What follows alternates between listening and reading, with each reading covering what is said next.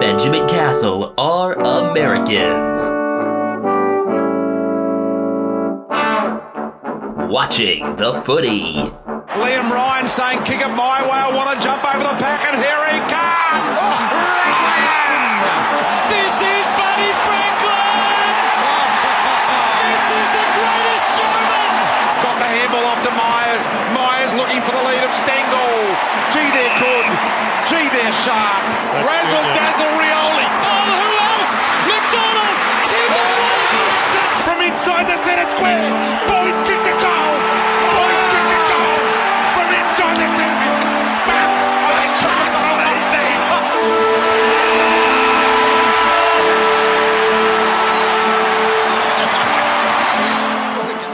Good time of day, everyone. Welcome to episode 181 of Americans Watching the Footy, our round 14 progress reports. I am Benjamin Castle here in San Diego. I am Ethan Castle here in South San Francisco alongside my son, Brian Harambe. This may be the longest progress report we ever do because both of our teams are on byes this week, along with some pretty juicy other ones. 6-game rounds provide these opportunities, so it's a triple feature week for us in a big way. We've got 5 teams within the top 10, 4 Victorian clubs. We've got teams that are pretty much all central to narratives within this season. Even the one that sucks is central.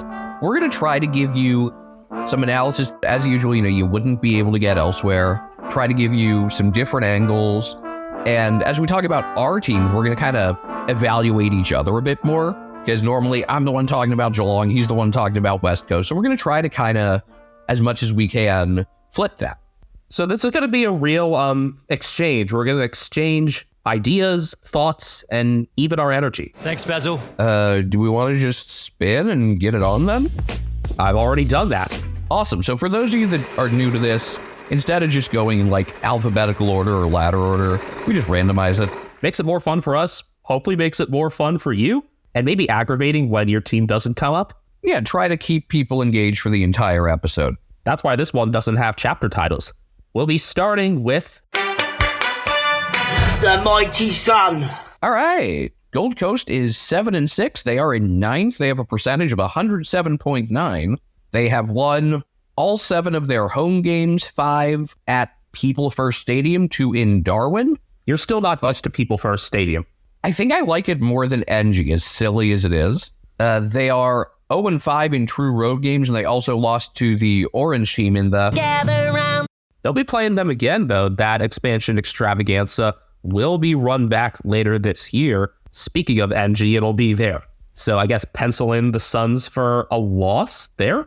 I mean, I feel like they're either going to have to win a road game or lose a home game, whether that be losing to Collingwood at home, beating North at Marvel, beating the Eagles at Optus. Something's got to give eventually, we think. Losing Q Clash. That's the clearest answer to me, is losing Q Clash. I think losing to Collingwood at home is the clearest, but if we look at what this team has done this year, even in the games that haven't been so good, for the most part, Matt Rowell and Noah Anderson have been dominant in the middle. I think Matt Rowell is one of the absolute best players out there. If you were doing, MVP voting at the end of the year like the NBA, where, instead of assigning points on a per game basis, you just voted, I think the clear top 3 right now would be Marcus Bonampelli, Nick Dacos, and Matt Rowell. I think there are people in addition to having a high ceiling, I think Rowell has a higher floor than a lot of other players who you could put in contention. You think about Zach Butters, who has an incredibly high ceiling, but a lower floor, I would say, than Rowell. And the Rowell and Anderson tandem continue to grow. They've been playing together for a long time, and that chemistry is only getting stronger. It's pushed Tuke Miller into an interesting spot where he can be a bit more outside. He's definitely the third option, but he also copped the tag this past week. And Marcus Windhager did a good job there. I think this past week's game against the Saints is a really good jumping off point for a number of reasons, especially when you're looking at the midfield, because they matched up physically and had every argument to say that they should have actually won that game, even with the pace going against them because of the whole Mac Andrew call at the end. Two things. First off, Miller, we know him as a player at this point, being pretty good physically, great long kicking accuracy, good speed. Turnover prone by hand. You trust him more by foot than by hand, which is really interesting. Getting the tag despite being kind of the third guy that you'd read off on the scouting report, I think that's actually a pretty good call by Ross Lyon, as it turned out. I think it showed his importance to everything the Suns do. Perhaps also just Raoul's so dang physical that he'd probably work through it just fine. Raoul and Tom Green are among those center square ball types, so it's really hard to actually put a steady tag on because their role there at the stoppage is so defined and they can work through anybody already. I expected it to go to Anderson, and a lot of people did as well with the run and overlap he can provide, but you can see how their off-stoppage movement and their general flow was disrupted when Miller got as much attention as he did, and I believe he was limited to 3 touches in the first half. Meanwhile, Sam Flanders and Alex Sexton just racked up meaningless numbers in the back. Stupid sexy Flanders! Yeah, they really fell into the Saints trap in this game. It made for a really boring, crappy watch.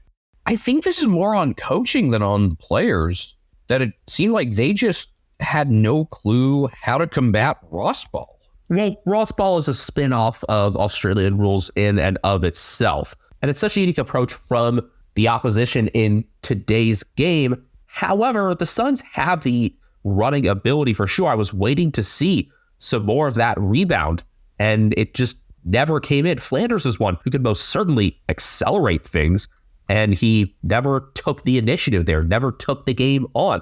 You got a host of youngsters who can do that as well. They were missing Will Powell from the back during his suspension, and he can provide some of that acceleration. Hopefully, when he comes back in with a bit clearer mind, he can do some of that. But you have enough players who can go back and start good movement, could have moved Jack Lukosius around.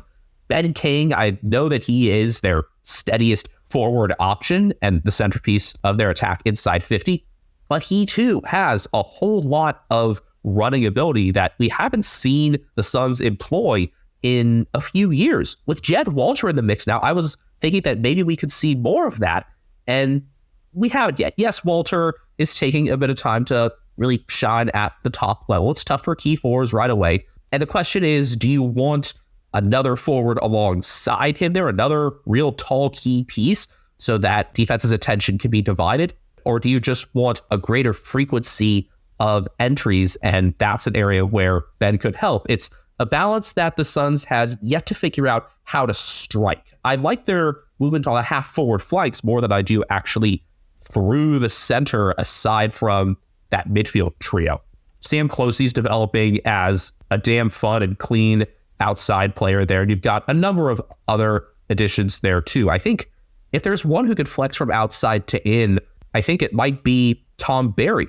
You mentioned Jed Walter. He's kind of taken on that Levi Casbold role of just being like super physical, tall forward.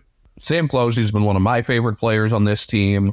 They figured out the wings for sure between him and Braden Fiorini, who was the center of a nice piece that Michael Whiting did on the role of the wing in modern football. Fiorini has stepped up into a mainstay 22 role, mainstay 18 role under Damian Hardwick, and I'd been waiting for that. I think the most pleasant surprise off this team is that Ben Long, who I thought would struggle to get games, has now become a good half forward. I think we also thought he was older than he is. He is 26, but it just gives off the vibe of someone older. He popped up for 4 goals straight from 13 in the win over Essendon. His 100th game against a team for whom his uncle played, so big occasion for him, and he stood up to it. You know, with all the talk about the young guys, with all the talk about Raoul, Miller, and Anderson, it's very easy for him to slip through the cracks, and has totally defied my expectations in like the most positive way possible. So congrats. Someone else there in that same age bracket, a bit of the older side, would be Ben Ainsworth, who has been on this team since 2016 and still has plenty of running ability. When I talked about things working on the half forward flank and into 50 on the outside, he's another player that pops up there. I just want to see more support actually in the middle of the ground, in the corridor. Maybe that's where Bailey Humphrey could really help. Get him into some more center bounces, play him just off the center square maybe, and have him come in. You could have it as, I know he's not quite the body type for it, but I feel like you could always throw him into some midfield and burst roles that you'd think of with someone like Kazi Pickett. I think coming out of the bye, the schedule for this team gets pretty tough. Of their first 4 games, at Freo, home against Collingwood, at North, okay, whatever, home against Port. This is not an easy home slate form the rest of the way. Pies, Power, Q Clash, and the Demons. Oh, and by the way, they go to the G at last in round 24 for that bookend double up against Richmond. I see this team out of the 8. The strides have been good when it comes to the home play, but I don't understand why that's something that isn't replicable on the road when a lot of the time they're playing in better weather conditions there. And it's not like you think of this team as just a wet weather team. I think it might be more psychological. It could also have something to do with the performance of their opponents more than of the Suns themselves. But I think we're about to see that narrative kind of go away. I think we're about to learn a lot more about them as a team, other than just they're awesome at home and they're shit on the road. I think we're gonna figure something out, and I think it's because that schedule does get a good bit tougher. Well, also do factor in that 5 of their 7 wins have come against teams that are in the bottom 7 as we speak. It would be hard to call what they've done so far this season anything less than successful, at least on an individual scale, even if it's been frustrating from a team perspective. I really like what's happened individually. We've seen the newer faces get more into things. The 4-strong academy class with Walter being a mainstay for their closely, you could have as like a 5th one in there because he did go through the academy, although it wasn't a direct drafting from there. But Jake Rogers has popped up for a Rising Star nomination. Ethan Reed could develop into a nice, versatile tall. And Will Graham is another one of those pressure and tackling machines who just got a 2-year extension. It's not just that. To me, the biggest success, it seemed like largely this young core is kind of like too good to fail. But seeing guys like Ben Long have success, I think says a lot more to me about the ability to find guys outside of the stuff that's kind of been dropped right in front of you. And I mean, to round out a list and get towards actually playing finals and, having a premiership caliber team, it takes more than just the in-house guys and the guys you develop, whether it's bringing in free agents, whether it's, finding big names or finding kind of scrap heap guys. And that's why I am still very much optimistic about the long-term well-being of the Suns. Even if this season, there's a good chance it ends up being quite frustrating, I really like the big picture because they've shown an ability to develop guys. They've shown put guys into different roles. Like, I think Jack Lukosius' season has been fascinating because there's times when he's been this sweeping halfback and times when he's been this forward, the long kicking ability is kind of useful in both, but that he's made that transition pretty seamlessly. That's why I'm optimistic about the future of this club, even if this season at times has been very aggravating. My sleeper pick has only gotten into 3 games this year. It was the first 3 games. Connor Buderick, who was a player that I thought could definitely fill in and help with some of the halfback flank. A pretty small player in terms of that position at times, and maybe that's why he's struggled to get in. I still think there's a lot we've yet to see from him. He turned 23 this year, and maybe this will be a sleeper about which I'm happier long term. But even with the injury to Lockie Weller, the suspension to Will Powell, they've shuffled out the ranks there somewhat well, even with Charlie Ballard taking a step back, Sam Collins asserting himself as that top one-on-one defender again. That's been something to like out of this year, too. You're definitely winning on the sleeper front here. Oh, for this crop of teams altogether, I've largely had the upper hand as I was preparing the notes. So I'm gonna celebrate that. My pick, it was Lloyd Johnston. He's actually only played 3 games this year as well. Seems like more.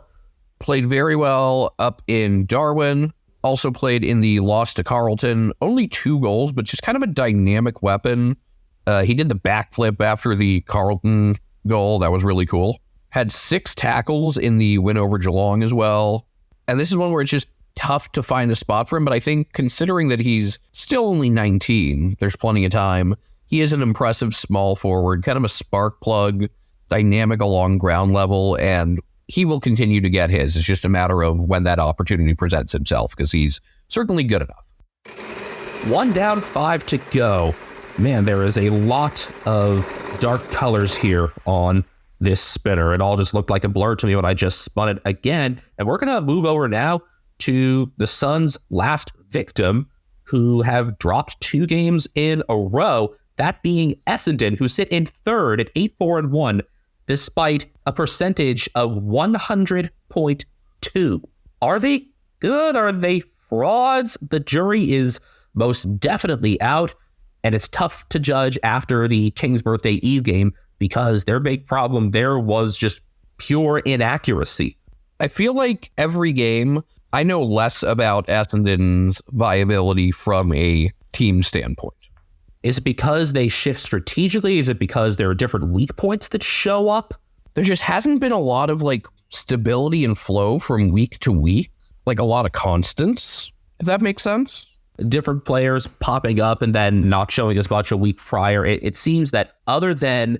Yeah, like Peter Wright having his random 4-goal game and then kind of fading off again. Stuff like that has happened a lot. And after Wright had that game, the Bombers shifted to just looking for the long option and him being just that one clear man down there, which is not the mode against pretty much any AFL defense at this point. They've got the small and mid-sized group to spread and attack and keep the pace as well. We've seen that from Matt Guelphy, the showerhead, ending up on the end of chains a bit more often over a couple of very strong games there. I remember popped up for 3 goals in his 100th against North and has been on a pretty good stretch as of late with 9 goals in the past 5 games. And they're able to do this and have enough pieces pop up in the middle with Darcy Parish still out and still a month plus away from return. Is he in the glass bones and paper skin camp? I was born with glass bones and paper skin. If we want to talk constants, I'd say the emergence of Sam Durham and Archie Perkins. Jai Caldwell's been pretty good getting clearances, and I think he's gotten better as the season's gone on. I think Durham in there has helped Caldwell and Merritt also. Merritt able to flex between midfield and forward sometimes. Saw it less this year, but I think kind of the exchange between him and Nick Martin going in between those is something completely viable. I did not expect Durham to move from outside to inside and be so successful right away. You can see how that's opened up Martin's game and how Brad Scott a lot of the time has just stuck in that half back. Martin's been such a strange player because they seem to have yet to figure out what really is the proper spot for him. He's shown ability in a lot of different roles, and it's just a matter of where should he actually go? I think personally, I like him as a wing more than anything. Now, maybe that's also just how I really like good wing play in general.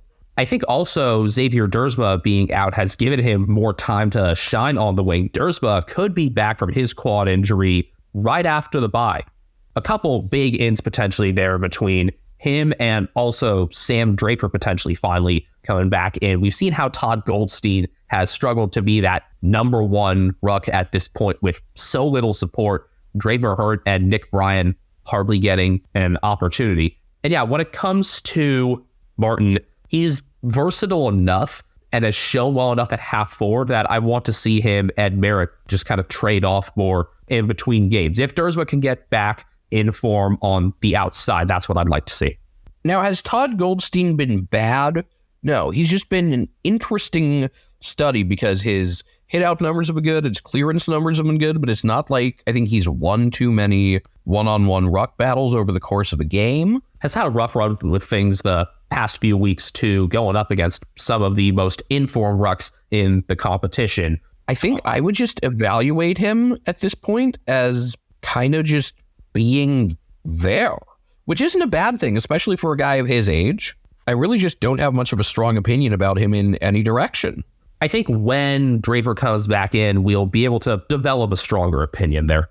And Draper and Dersma are just a couple of the reinforcements to be expecting soon. Mason Redman was out for King's Birthday Eve after doing his hamstring. Not dead Ben Hobbs could come back into the middle and be a big help there. Maybe that's why you also think of Martin outside, because you see Hobbs as being one of those center to half forward links. If you're a new listener, the reason we call him Not Dead Ben is because there was a graphic like announcing his debut that was like in black and white, and it looked like the team was announcing his death instead. So we want to emphasize that he's actually not dead. It was like, I think it was when CJ McCollum was announced as NBPA president, they did a similar thing. Yeah. There have been a few others. Defense has looked more stable this year from the start, with Ben McKay being the centerpiece. It's opened up Jaden Laverty to take the second or third one-on-one option. Jordan Ridley is still a prime mover, but I think Brad Scott's hubris was taken down a notch this week after they tried to line up Ridley on Charlie Curnow, and that was a clear cross. I really like Ridley as a defender overall. I think I like him more as a roving intercept guy than a one-on-one. Outside of Ben McKay, it's tough to decide who should be like that other one-on-one guy. Laverty is the one that you usually see there, because again, you keep Ridley loose, and then Dyson Heppel is still a mover from the flank, less of the defensive ability now and more in terms of the kicking. He's had an up and down year. Zach Merritt has been a really fascinating player to me personally this year. It seems like the games that everyone else thinks he was really good in, I'm unimpressed. And the games where nobody else is talking about him, I think he's great. Case in point, I didn't think he was that special on Anzac Day, for example, but I thought he was damn good in the loss to the Suns a couple weeks ago. Had him as our polished turd for that game. I think like come Brownlow night at the end of the year, that's going to be one of the more fascinating ones, comparing like actual Brownlow votes and America's Brownlow votes. It won't be a sort of Rowan Marshall-like thing, because we're probably going to be similar in terms of the number of votes, but the games will be the weird thing. Sleeper, I went with Jai Menzie, who's kind of been on the periphery at forward. He has now played in 7 games this year, including all 4 of their losses, was subbed out a couple times, only 2 goals, but he's kind of in part of this group of forwards that it's tough for like him, for Alwyn Davey Jr., for some of these guys to get into a stable role. Elijah Sadas as well is a pretty clear case of that. On the tall side, Nate Caddy showed a lot in his first game, but after being sick the next week has yet to get back in, their 10th overall pick. Situation here is one where like these guys would get more stable playing time on lesser teams. That's the caveat of being successful and winning, is sometimes it's tough to get your young guys into a constant role. It's a Jack Ginnivan-like situation. I think of it as a pretty common issue with all sorts of big prospects in baseball. I think that's where it's a lot of times the most evident, but you can see the parallel here. My sleeper pick, I'm going to have to call it a wash, because Zach Reed got hurt in his first game of the year, in round 1, in fact, against Hawthorne. Still no clear timeline after his pectoral tear. I thought that he and Ben McKay would have combined to make such a difference in steadying things defensively. You've seen the shift there as well. You've seen Nick Cox be a between 50s swingman, pop up for a couple goals with his left foot ability. But Reed would have been another very welcome piece there, especially Ethan, as we still are unsure about who the second best one-on-one option might be. Maybe that could have opened up McKay to not play as deeply at times as well. But unfortunately, this is a real hypothetical situation here. Mixed bag coming out of the bye for the Bombers. After hosting the Eagles 3 big MCG games in a row, the country game, which is a nighttime game, weirdly, Anzac rematch, and a struggling Demons side, who at that point should be a good bit healthier. I see this team as being elimination final material. I think it would be hilarious just to see them drop one again. They'll have to clean up against the out-of-state teams at home. Percentage being where it is doesn't do them any favors. And remember, it's very tightly packed from second on down through about 13th. The draw complicates things a bit too, because in that mix of potential finals contenders. They're one of 3 teams with a single draw. This team has definitely become more relevant in overall footy discussion, but with the youth of their playing group and some of the strides they've made, I like big picture trajectory. It's a matter of, can they win a final, and just where's the ceiling? Spin the wheel again and let me know where we're heading. I think all of these teams have like real cracked knuckles vibes to them in terms of the stuff we're going to say. Okay, except I don't crack my knuckles, and I think it sounds terrible, and I don't know why you enjoy doing that so much. Yeah, that's just an awful fucking sound. Well, I think this team gives off the biggest cracked knuckles vibes of all. Melbourne? We're going to continue the discussions and the frustrations that we had after the King's birthday game. First and foremost, the prognosis on Christian Petracca. Unit lost. Ouch. He had been playing really, really good football, been doing more forward work than before, and now he's got, 4 broken ribs, I think? 4 broken ribs, lacerations to the spleen, and a small puncture in his lung. Is that their season? No. I think the vibes right now are terrible, and this is a team that's simply just not playing winning football. A lot of self-inflicted mistakes, a lot of bad body language. Carlton was in a similar spot this time last year, but yeah, more Jack Viney, who started the year on fire and then really cooled off, and Clayton Oliver's just been kind of pedestrian altogether. I thought he's, the last couple of weeks, shown a little bit better, but still not to the level you think of when you think of like peak Clayton Oliver. And in terms of forward, they have thrown Petracca there because they're still really trying to hash out their structure. They're trying to hash out the structure on all 6 lines, which is not a recipe at this point of the year. With the recent form, it's not the recipe of a true flag contender. The tall mix is unsettled. The small mix, you've got some options there, but we've seen less out of Cade Chandler as of late, which has not made sense to me. I mean, he's been playing, but he hasn't had the same level of involvement. Outside Jacob Van Rooyen, the tall group is underwhelming and maybe shifting too slowly, with Harrison Petty almost being non-existent. And Daniel Turner popping up for a good game or 2, but being quiet for about a month now. You've got some guys to bring in from the 2s. You've got Matt Jefferson, your top pick from 2022, to try. You've got Ben Brown, who could come in as some support too. You've yet to give former basketballer Tom Fullerton his club debut either. So there are pieces there at Casey. Plus, you can have Colton Tholstrup come in as an outside player with some tall ability too. It's a matter of how much you want to phase in the guys from Casey gradually and how much you want to just use this bye, which I think they should, to really swing the axe. Get them in for a game they should clean up against North, a Saturday night game in round 15. Ugh. This has been a Saturday night matchup before for reasons I can't understand. Put it as a night game out in Tasmania then, not at the G. Tasmania, they never do night games. And I think that's also like a weather thing. Especially this time of year, I guess. I mean, it was in the 40s Fahrenheit for Hawthorne and GWS this past week in Launceston.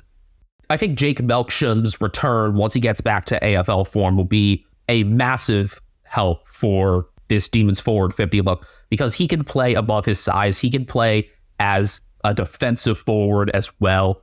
But one piece alone will not solve the problem. And outside of Melksham, the actual forward group health has been all right. I think they've had some of these situations with just like bouncing guys in and out of the lineup. You know, Adam Tomlinson gets in because of injuries, plays a really good game, and then a couple weeks later he's gone. You know, we've seen it with Ben Brown coming in and out. I'd like to see more stability with the lineup on the periphery, or at least more of a situation where it's not just, okay, this doesn't work, we're going to try this again. That's where, you know, playing some of those, you know, giving some of those younger guys a try, I think will benefit, because it'll shake up that sort of rhythm. Well, I think in terms of the forward look, Goodwin has tried to be consistent to give guys a chance to break out of rough patches, sticking with Turner and Petty there. Ben Brown popped up for one game, the loss to the Eagles, after playing in rounds 1 through 5. Yeah, these guys lost to the Eagles. Now's the time, though, to bring in that fresh look up forward. Don't take the bye for granted. And when you're talking about Tomlinson, with him being quite good, then not as stellar, but still functional, then going out, that did surprise me too. And that's before you consider Jake Lever coming back potentially right out of the bye. Marty Hoare as another option there. And I'd put Tomlinson above Hoare for now. The timing of the injuries has certainly not helped in defense. And then also on the outside, Lucky Hunter getting back into things and then doing his calf again. That's been a pretty glaring out because Jack Billings and Bill Laurie have not been up to it. That's the other reason why I was calling for Volstrup and just looking for a younger couple guys in him and Caleb Windsor, who started off hot, cooled down a bit, but I think has been one of the steadier first-year players overall in the league. I think the combination of Windsor and Volstrup, one of them playing opposite with, one of them maybe overlapping with Ed Langdon, I think that's a way that things could get opened up for the better.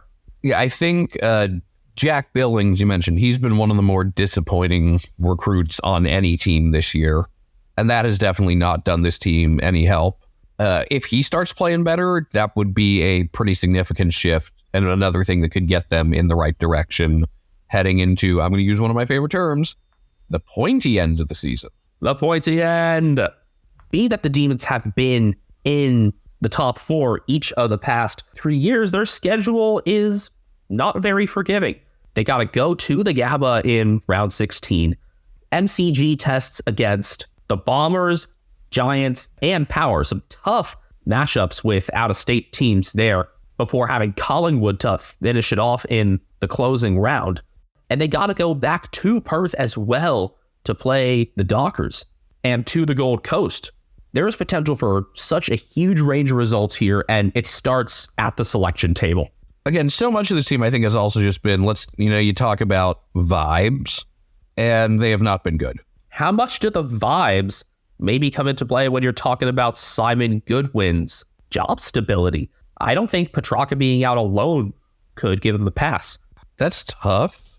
It comes down to how much do you value the flag from just a couple years ago. And they still had 15 of those players on the Oval on Monday.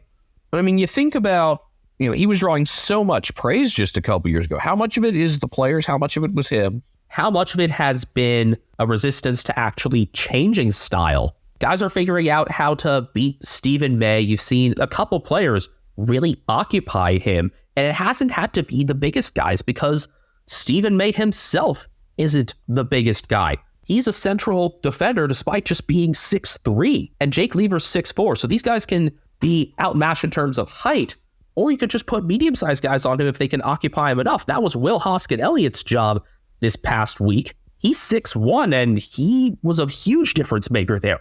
For the record, I think Stephen May has still had a pretty good year.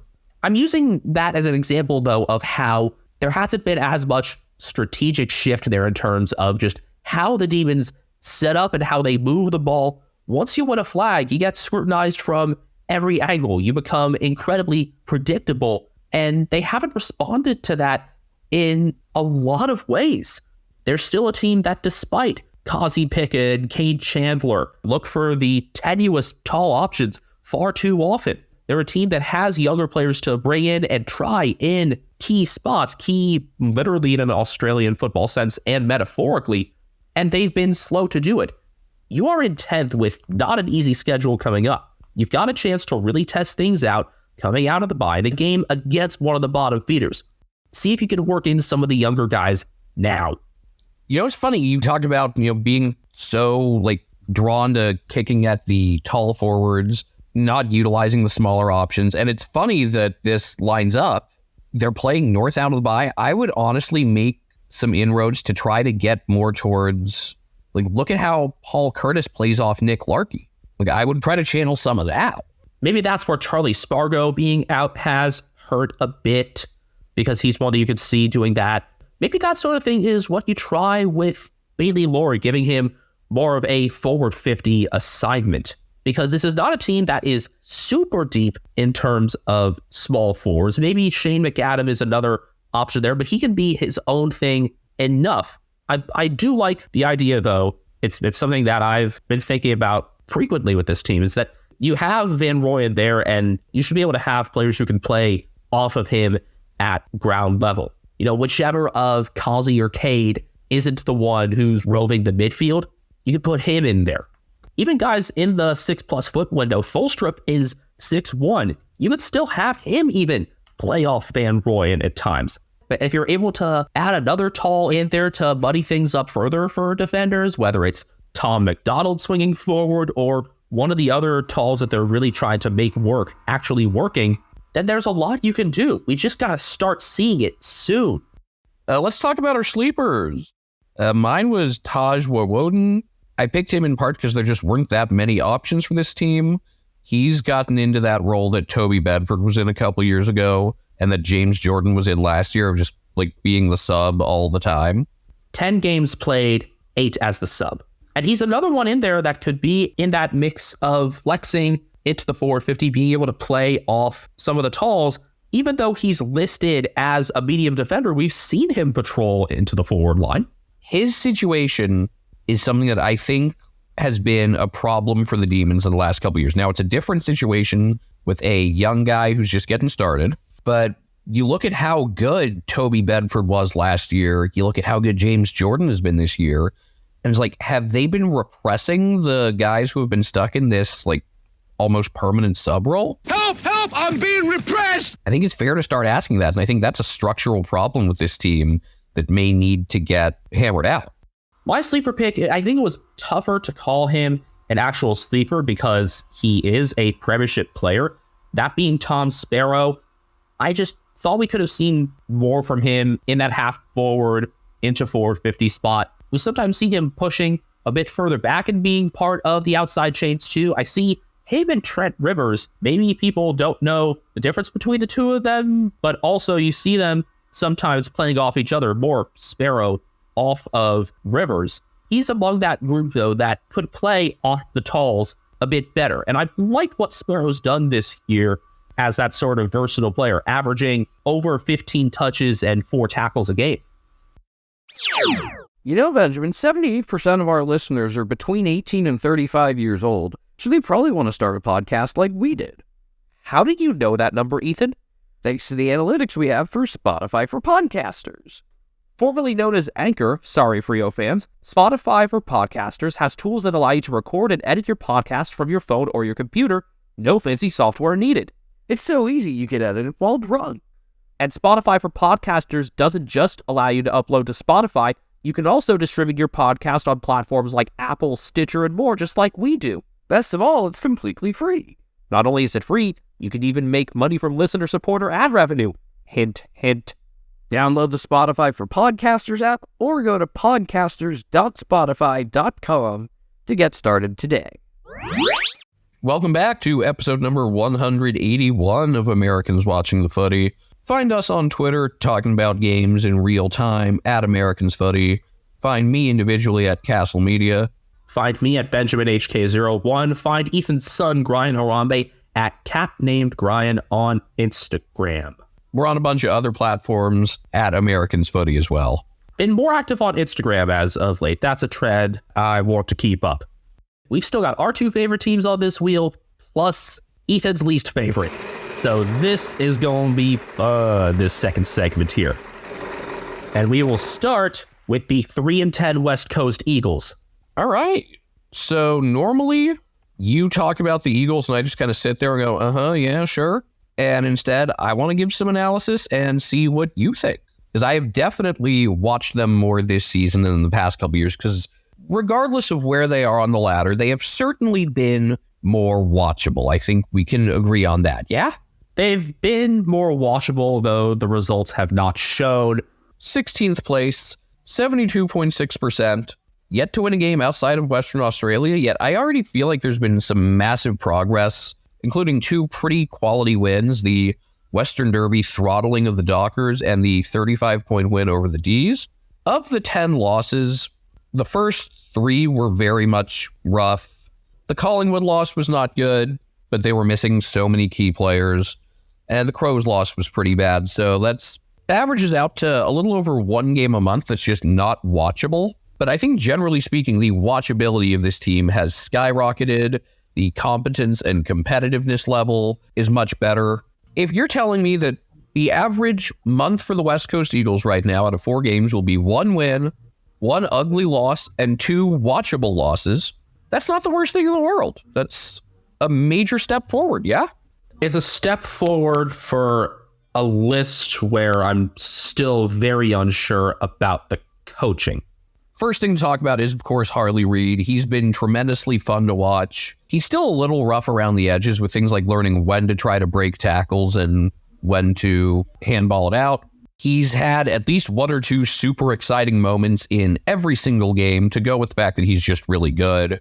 But he has not been the only player to watch. Elliot Yeo has actually been pretty healthy and really good. Clearance monster, tackling a lot as well.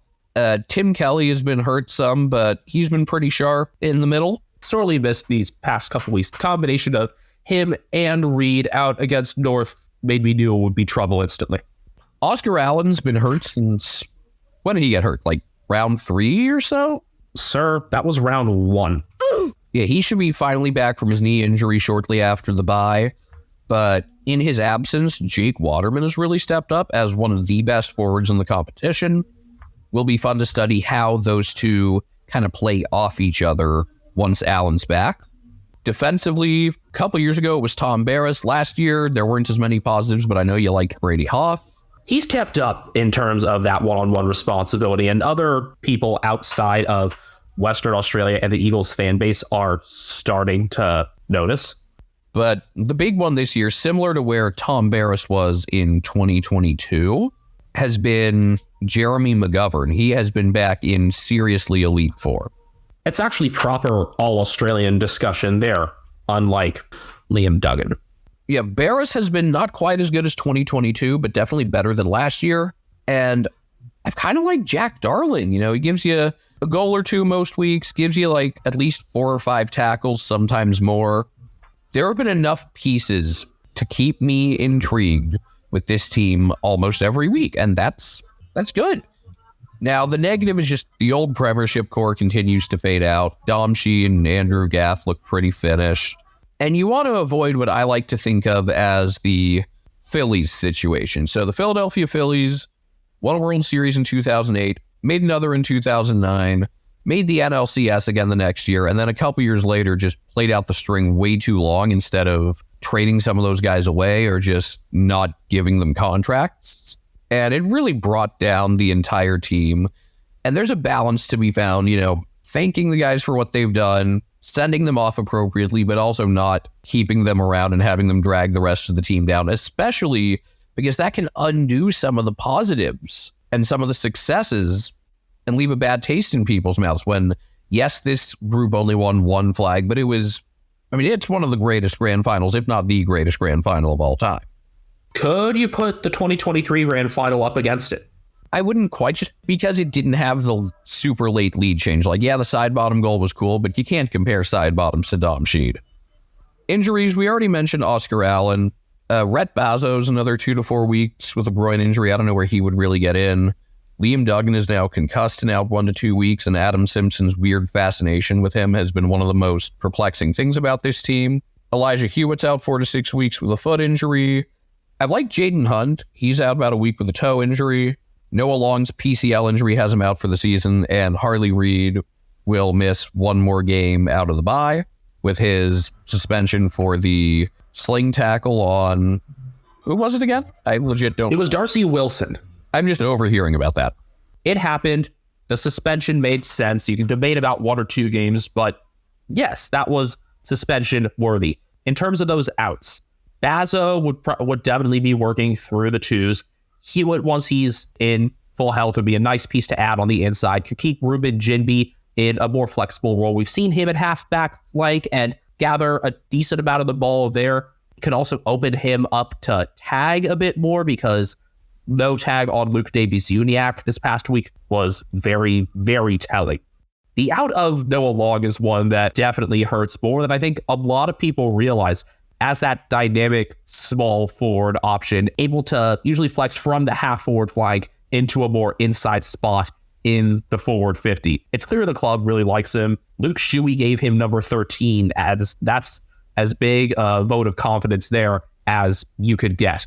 In terms of this season, though, the combination of obviously Allen, Hewitt, Hunt, and Reed could make a very big difference and hopefully actually lead to a win outside of Perth.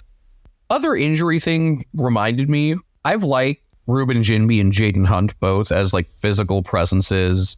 If you can get both of them clicking at the same time, that's pretty terrifying. Well, we've talked about how some teams need to get their forward options to play more off-talls. If you can open up Waterman for that and still have him and Allen be involved in moving from the back of it as well, which they're both quite eager to do, that can be a scarier proposition if you've got other things around it.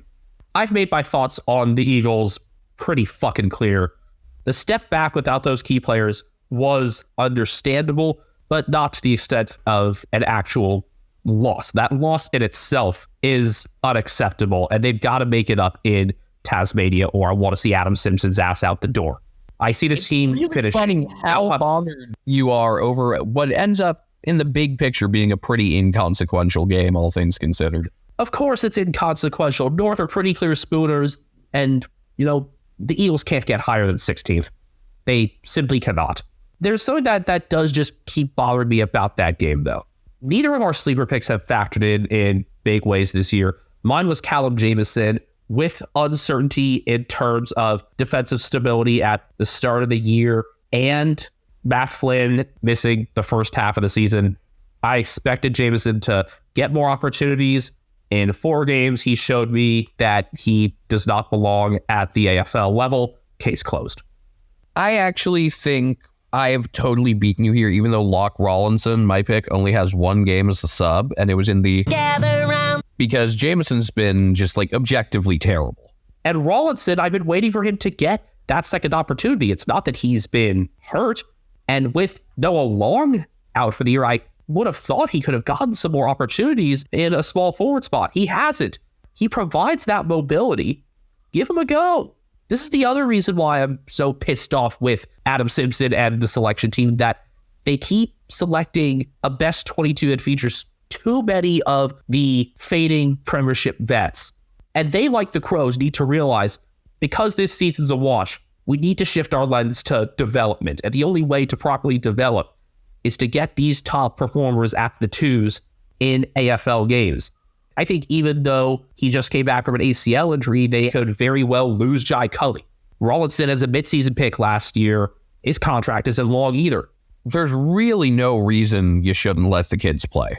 And if I see one more bullshit coaches vote or nonsensical all-Australian talk around Liam Duggan, I probably shouldn't say the things that I'm thinking.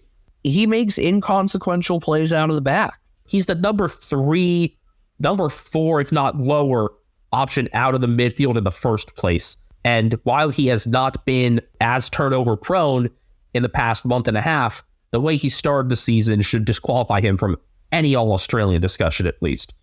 And also, I just want to say, with Elliot Yeo, talks about him maybe being recruited by North, you're not going to get much more value out of him at this point in terms of potential compensation. If it's band 1 and you can maybe even get a first rounder for it, fucking take advantage. Again, my thing with Duggan, though, was he hasn't been bad. He's just been, like I said, inconsequential. Outside of a couple games, including the game against the Demons where I saw some positives, he just has not been a player that I would regularly give much positive attention. I'm ready for Oscar Allen to be the sole captain. It's a dark blue and white wheel here. Where are we going? We are cap bound. So this is a nice little shift here where it's going to be my turn to really give my Geelong thoughts. The Cats sit in 5th place somehow, starting 7-0 and now 1-5 in their past 6. Big start against the Swans, coming off the bye this past Sunday before the Swans remembered who they were and the Cats remembered who they were in the second quarter. It's an aging list at the top level, and Chris Scott has done a hell of a lot to get what he has out of this aging group, but he's too slow to make shifts in the midfield where it's desperately needed. With Patrick Dangerfield coming back, after the bye as well, being very carefully monitored and brought back into the fold after his second hamstring injury in a year, I see even fewer opportunities now for Brandon Parfit to get a steady spot again in terms of the bulk and actual physical work that he does. I see little to no possibility for your sleeper midseason pick from last year, Mitch Hardy, to actually fucking get a game. It's been ages since we've seen Mitch Devitt. It's been ages since we've seen just enough of a shift in the middle when the problems have been there all along between the older players getting slower, constant poor tackling, regardless of what you have in either 50. And Tom Stewart has been given a lot more attention and quieted since that 150th masterclass in Adelaide early in the year. Even with that, the defense has not been nearly as much of the problem. It's been the midfield. It hasn't been addressed quickly enough. And for the Cats to make something out of this season, they've got to get ready to cut the wood that isn't as fresh. You make it sound like everything's so terrible when really it's not. I usually give positives, though, and I'm usually pretty positive about Chris Scott and his in-game stuff. So I wanted to temper things right away and give my biggest gripes, because there have been some sides this year. Toby Conway, when he's been healthy, has shown that he is an AFL quality ruck. I would rather see him in every game at this point than Reece Stanley when healthy. With Blitzovs now being back from his suspension, I would have hoped for Blitzovs to get some more time in the ruck this week. Managing Blitzovs versus Conway is the best way forward. And it showed well in April and May. So we can start with that. Better delivery from Conway has helped temper some of the midfield tackling problems by giving them more possessions right away and more clearance opportunities. I think one of the biggest positives looking ahead is that we really haven't gotten the best out of Mark Blitzovs yet, and this team is still definitely in that next group, like past the Swans.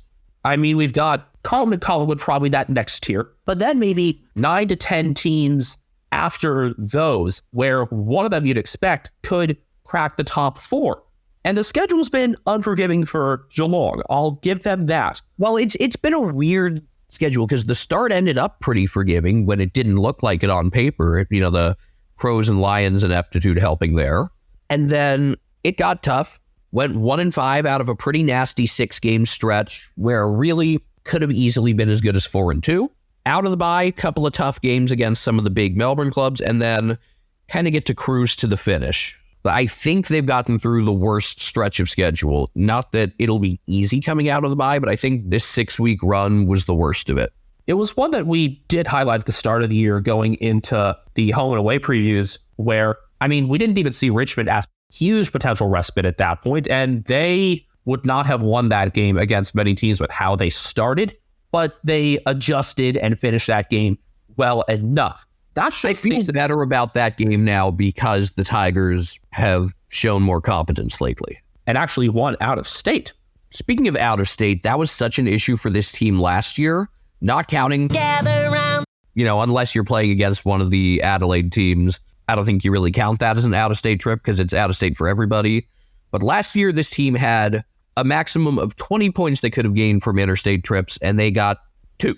This year, they've got 8 out of a possible 16 so far, with 8 more that they could still earn, including the Tasmania trip, which, I mean, that is semi-count. So even if you discard that, already got 8 out of a possible 20 points.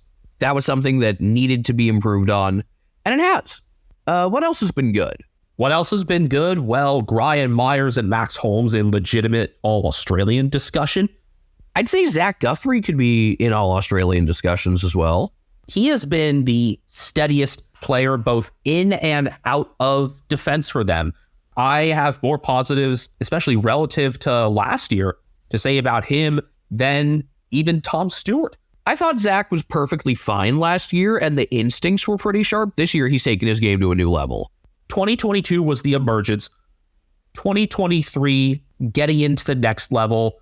This is a refinement and polishing year. Towards the start of 2022, I was arguing for him to not even be in the team. And you look at how he managed to get things together. He hasn't added much new, but he's just continued to get the opportunity to actually be himself. Ever since the coaching staff realized we don't have to make him like his brother, he's had a game opened up so much. Also, I think it's worth discussing suddenly legitimate rising star candidate Ollie Dempsey. I was going to go there soon enough. From the outside, really from the wing on up. He's broke out, announced his presence with that 3-goal game of the season opening win over the Saints. Cooled off kind of around that 4-game losing streak. I had been making a case for a while that he was due to get managed, as the sub or get a full week off. And then instead he kicked 3 goals to help lead the comeback against Richmond. I still would love to get him a little extra rest at some point, but he's proved to be a really quality piece as kind of an attacking wing.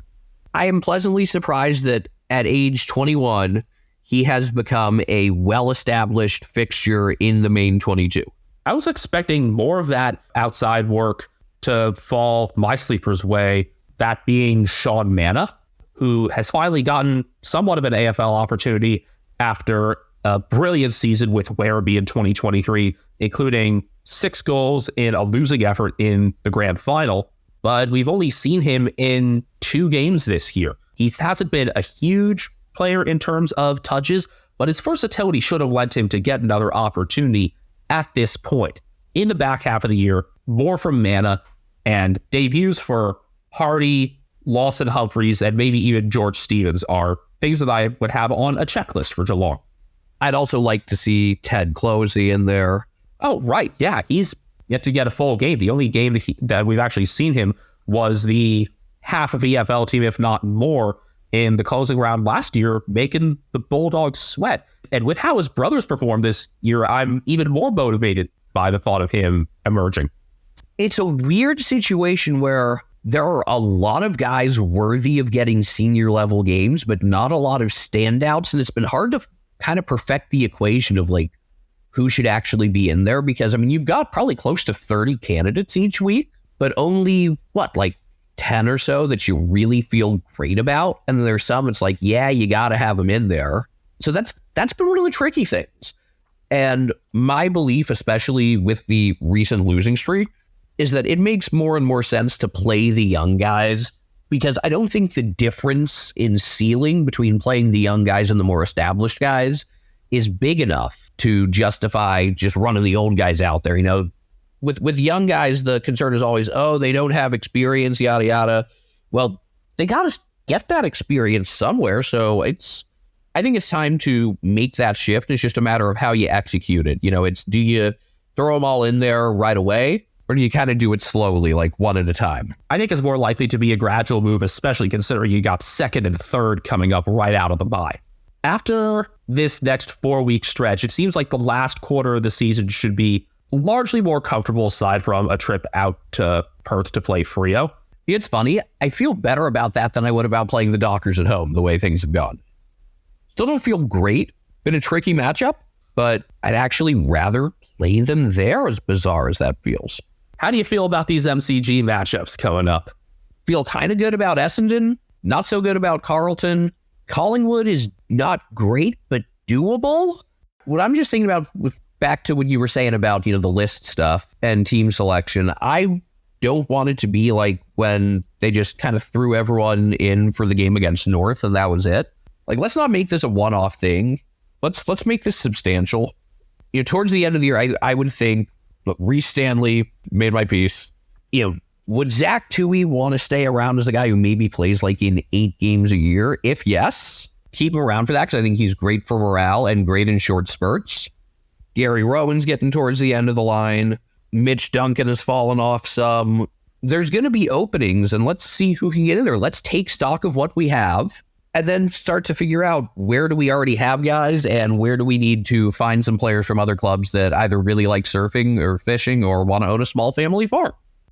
All right, last club. We're going to spin it, even though we know where the wheel's going, because I like spinning.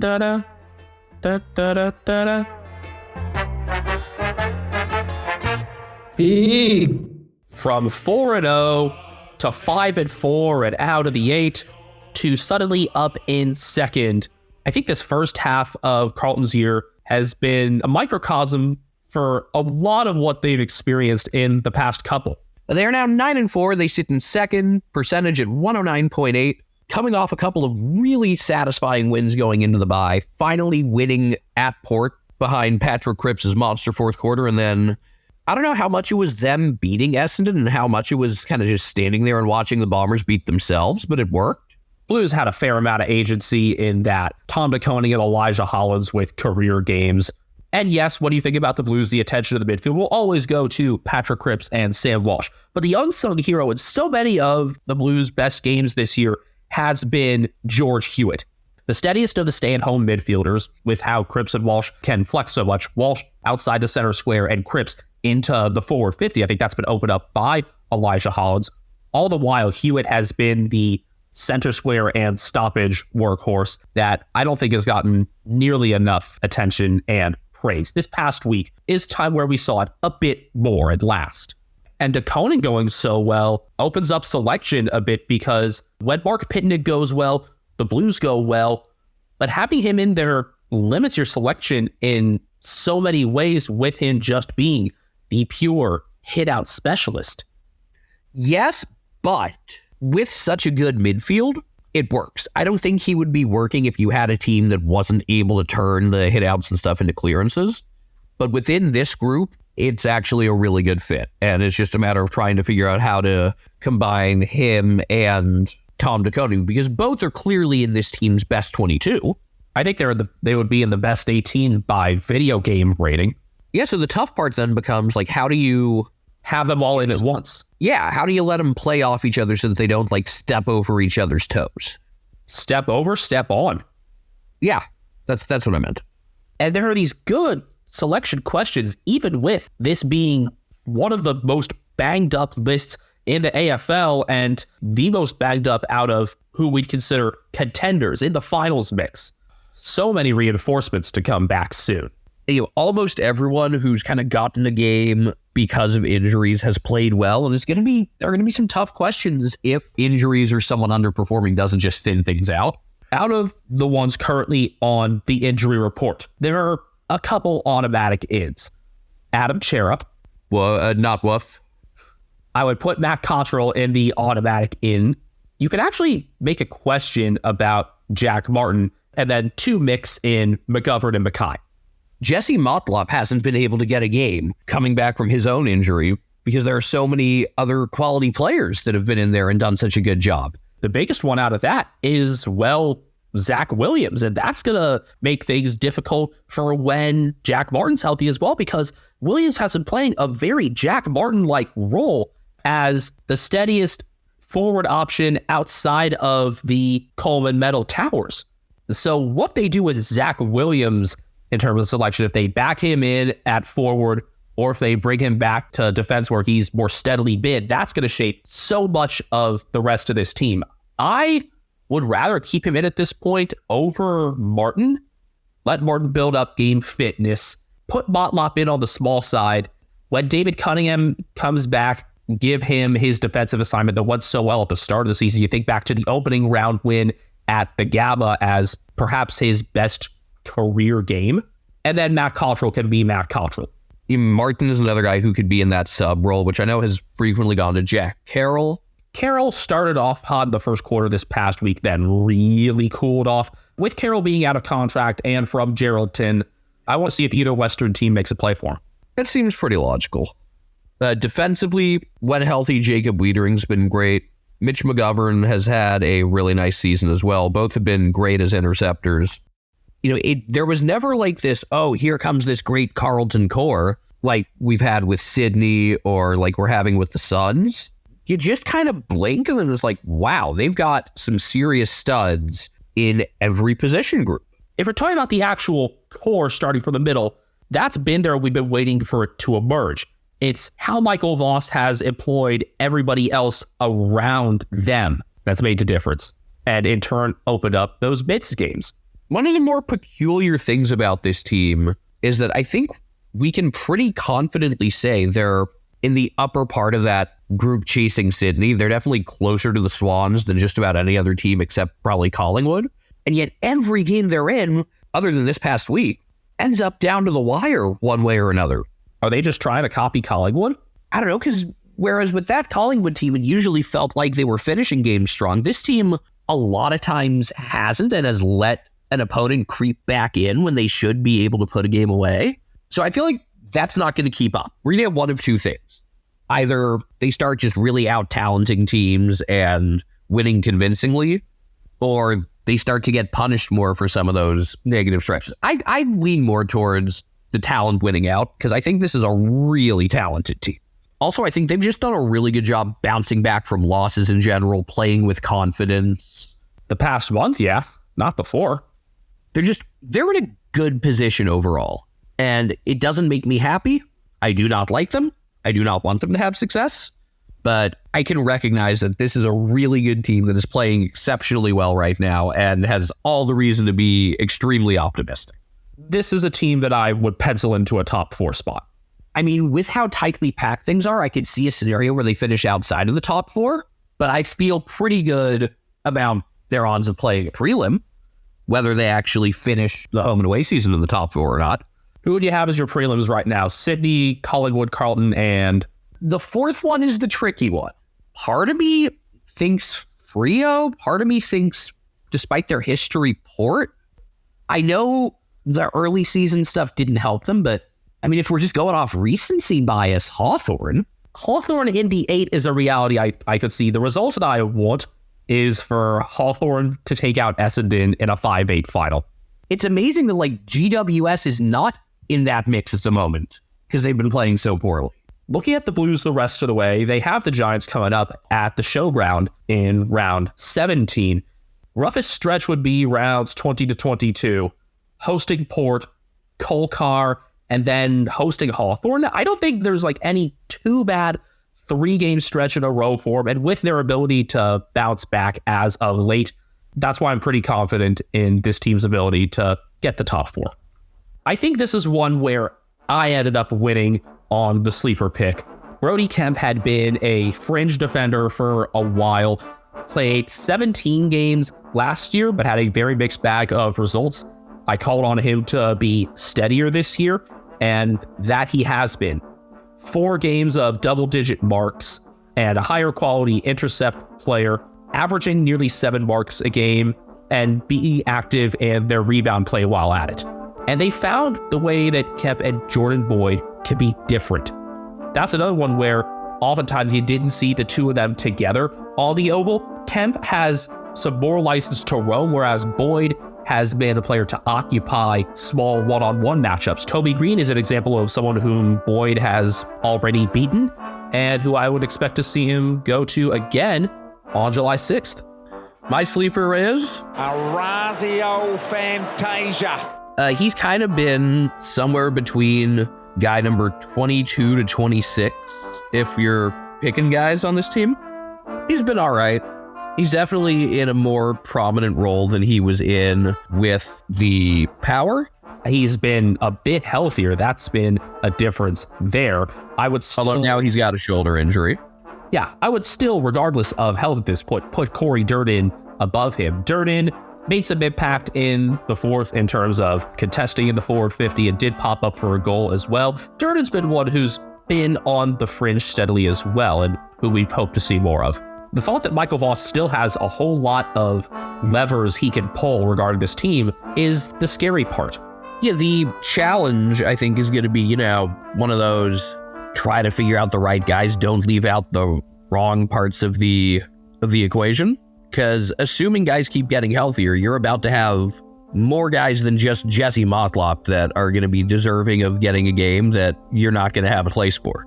That, friends and enemies, and whatever else you want to consider yourselves in relation to us, is our crop of 6 teams on bye in round 14. Hopefully this is a nice way to break up this weekend without these teams playing. And it's nice to always have the 18 teams properly share the spotlight. That's something that we have really tried to emphasize from the beginning here on Americans Watching the Footy. As usual, you can find us on Twitter at Americans Footy. We're also on Instagram. We're on YouTube. You might be listening to this on YouTube right now. I'm on Twitter at Castle Media. Brian Harambe's on Instagram at Cat Named Brian. I'm at BenjaminHK01, and we've got another triple feature coming up for you this next week with another of these big crops of teams on bye.